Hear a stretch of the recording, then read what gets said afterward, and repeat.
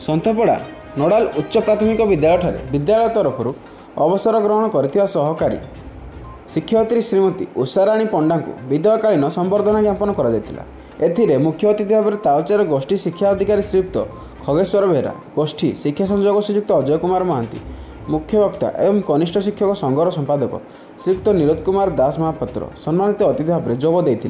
श्रीमती पंडा तालचेर नियमित प्राथमिक शिक्षक संघर सभापति हेले सबुबले तालचेर समस्त शिक्षक संघ को एकजुट कर रखि प्रयास जारी रखिते।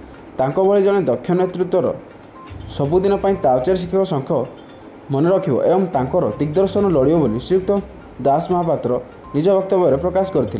विभागीय अधिकारी मान सहित सुसंपर्क रक्षा करी से शिक्षक मान समस्या आलोचना कर समाधान पर प्रचेषा जारी रखुले बोली मुख्य अतिथि वक्तव्य प्रकाश करते। समस्त छात्र छात्री एवं शिक्षक किछि समय शोकाकूल परिवेश भितर श्रीमती पंडा को सम्मानित करते।